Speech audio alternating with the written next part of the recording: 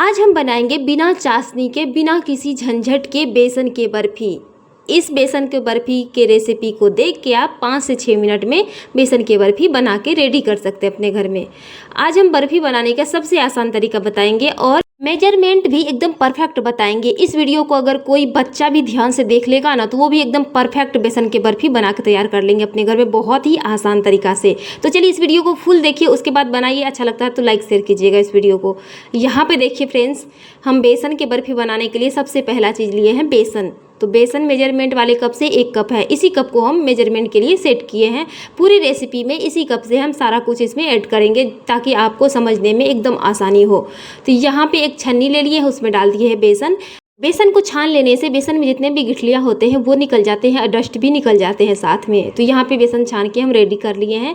अब चलते हैं फ्रेंड्स, एक फ्राई पैन चढ़ा दिए हैं गैस पे, थोड़ा सा गुनगुना गर्म किए हैं फ्राई पैन को। उसके बाद हम मेजरमेंट वाले कप से आधा कप ले लिए हैं यहाँ पे देसी घी, शुद्ध देसी घी है, इसको मेल्ट करके लिए हैं। आधा कप देसी घी में हम इसमें आधा ऐड किए हैं, 1/4 कप ऐड कर दिए हैं। उसके बाद ना मतलब घी को भी थोड़ा गुनगुना गर्म किए हैं, उसके बाद इसमें हम बेसन ऐड कर दिए हैं, देख लीजिए। अब घी में बेसन को अच्छे से मिक्स करेंगे। तो एकदम गैस को अभी मीडियम फ्लेम में रखे हैं और जब तक बेसन को हम फ्राई करेंगे तब तक गैस को एकदम मीडियम फ्लेम में रखे हैं और रखेंगे ताकि बेसन थोड़ा सा भी जले ना और अच्छे से कलर आ जाए। बेसन में खुशबू भी बहुत अच्छा है।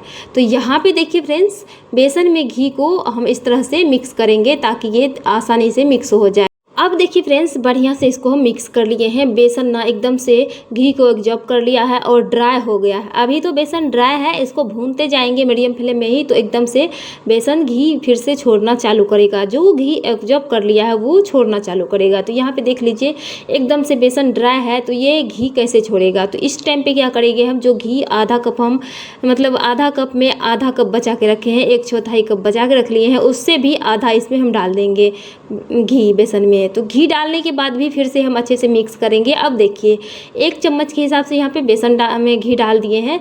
घी डालने के बाद ना बेसन एकदम से पहले वाला घी जो सोख किए हैं ना, वो भी छोड़ना चालू कर देगा एकदम से, मतलब ये आ जाएगा फिर बेटर फॉर्म में। तो देख लीजिए फ्रेंड्स, इस तरह से इसको मिक्स करेंगे। गैस के फ्लेम को कभी भी आपको हाई नहीं करना है, एकदम मीडियम फ्लेम में रखना है और इसको भूनते जाना है। तो फ्रेंड्स, अभी तक वीडियो को लाइक नहीं किए हैं तो लाइक कीजिएगा और चैनल में नए हैं चैनल को सब्सक्राइब कीजिएगा। चैनल को पहले से सब्सक्राइब करके रखे हैं, इसके लिए आपको धन्यवाद। यहाँ पर देख लीजिए फ्रेंड्स, बेसन को अच्छे से हम भून लिए हैं। अब इसमें हम डाल देंगे थोड़ा सा इलायची पाउडर। तो इलायची पाउडर डालने के बाद भी इसको हम कुछ देर चलाएंगे और एकदम मीडियम फ्लेम में छोड़ेंगे। अब जिस बर्तन में हम मिठाई को सेट करेंगे ना, उसमें थोड़ा सा घी से तो ग्रीस करना बनता है और एक प्लेट या कटोरा कोई भी चीज़ हो उसमें आप सेट कर सकते हैं इसको। मेरे पास भी ऐसा कोई बर्तन नहीं है मिठाई सेट करने का कि हम उसमें सेट करेंगे। तो चलिए आज हम ट्रे में सेट करते हैं। तो यहाँ पर एक ट्रे ले लिए हैं। ये ट्रे क्यों लिए हैं, ये चौकोर है, इसमें बेसन की बर्फ़ी सेट करेंगे तो पीस बनाने में थोड़ा आसानी होगा। तो यहाँ पे इसमें हम थोड़ा सा क्या किए हैं, घी को ग्रीस कर दिए हैं।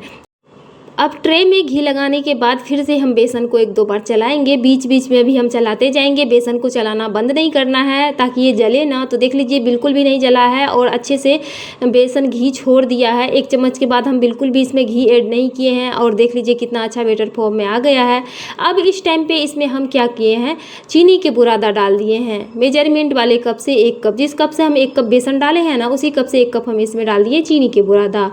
तो यहाँ पे हम कोई चाशनी का यूज नहीं करने वाले हैं, आज हम चीनी के बुरादा से ही इस मिठाई को बना के रेडी करेंगे। तो यहाँ पे देखिए फ्रेंड्स, चीनी के बुरादा डालने के बाद ना अच्छे से इसमें हम मिक्स कर दिए हैं बेसन में चीनी के बुरादा को। अब चीनी के बुरादा भी मिक्स होने के बाद बेसन एकदम से ड्राई है, तो यहाँ पे क्या करना है, जो घी बचा हुआ है वो इसमें डाल देंगे। तो यहाँ पे थोड़ा सा घी तब पर भी हम बचा लिए हैं ताकि हो सकता है फिर लग जाए इसमें थोड़ा बहुत घी। तो यहाँ पे थोड़ा सा ही घी डाले हैं। अब देख लीजिए चीनी मेल्ट होना चालू हो जाएगा। सबसे बड़ी बात है फ्रेंड्स, ये मिठाई ना 2 से 3 मिनट में एकदम चाहे तो आप तैयार कर सकते हैं। बहुत आसान सी रेसिपी है। आप रक्षाबंधन पे बनाइए या फिर जन्माष्टमी पे बनाइए, दुर्गा पूजा पे बनाइए, दीपावली, होली, किसी चीज़ पे बनाइए। 1 दिन 2 दिन पहले बना कर रख लीजिए, बिल्कुल भी ख़राब नहीं होगा, बिना फ्रीज के भी ख़राब नहीं होते हैं और बहुत झटपट से बन जाते हैं। तो यहाँ पर देखिए फ्रेंड्स, चीनी मेल्ट हो गया है और अच्छे से इसको मिक्स भी कर दिए हैं। एक चीज़ और फ्रेंड्स कि जब तक ये अच्छे से बन ना जाए मिठाई, तब तक गैस की फ्लेम को ना बंद करना है ना हाई करना है, एकदम मीडियम फ्लेम में इस रेसिपी को पूरे प्रोसेस को करना है आपको। अब चलिए देख लीजिए इस तरह का जब हो गया है तो फिर क्या, जिसमें हम ग्रीस करके रखे हैं तेल से या फिर घी से, उसमें हम डाल देंगे इस मतलब बैटर को। और डालने के बाद ना अच्छे से इसको हम इस तरह से सेट कर लें। तो कड़छी से इस तरह से सेट करना है, गर्म है, हाथ से तो कर नहीं सकते हैं फ्रेंड्स, तो चम्मच से भी आप कर सकते हैं।